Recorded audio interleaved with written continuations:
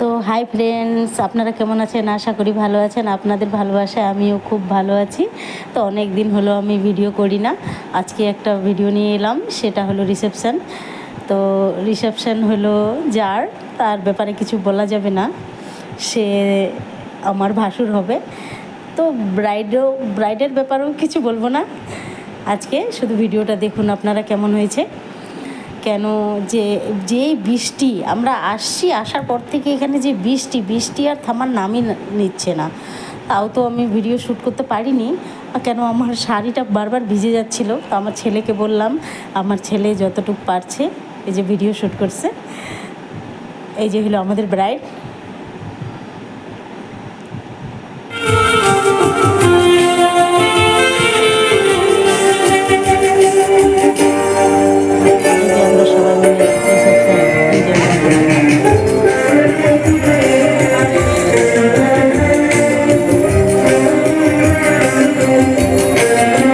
কেমন হয়েছে আপনারা দেখুন।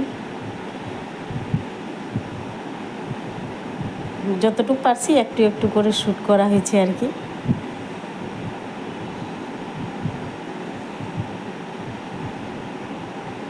কি করছে আমার ছেলেই জানে। যখন শ্যুট করবো তখন সেই বৃষ্টি, আর যখন শ্যুট করতে যাব ব্রাইডের কাছে তখন এত ভিড় যে ব্রাইডের কাছে আমি যেতে পারিনি। দূর থেকে যে যতটুকু হয়েছে ক্যামেরাতে ক্যাপচার, ততটুকু আপনাদের সামনে তুলে রেখেছি। সম্পূর্ণ ভিডিওটা দেখুন, শেষের দিকে খুব ইন্টারেস্টিং হতে চলেছে। খাওয়া দাওয়া নিয়ে গল্প আছে আপনাদের সাথে। কেন অনেক দিন হলো আমি আমার রান্নার ভিডিও ছাড়তেছি না, এই বিয়েবাড়ি নিয়েই ব্যস্ত ছিলাম।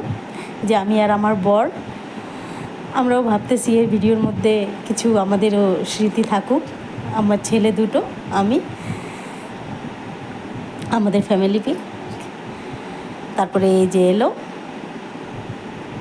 ভুপে। তা ভুপেতে আমি নিতে পারিনি খাওয়ার জন্য। কেন আমার শাড়ি, বারবার আপনাদের সাথে বলতেছি, আমার শাড়ি জলের মানে এত ভিজে যাচ্ছে শাড়িটা, যে আমি শাড়ি সামলাতে পারতেছি না। তো আমি বললাম কি না, এটার এমনি ভিডিও শ্যুট করে রাখি, কিন্তু বসে খাবো। বসে খেলে একটু মজাটাই আলাদা। অল্প অল্প করে দিবে, খেতে খুব সুন্দর লাগবে। বুফেতে খালে তো সব কিছু হাতে নিয়ে বসে খেতে হবে, সেটা আমার দ্বারা সম্ভব হয়নি। এই যে দেখুন, এখানে প্রকৃতির সৌন্দর্যকে মাথায় রেখে কি সুন্দরভাবে পেঁপে গাছটাকে রেখে দেওয়া হয়েছে। তারপরে এই যে আমি চলে এলাম খাবার কাউন্টারে, ভাত, ডাল, আলু ভাজা নিয়ে খেলাম।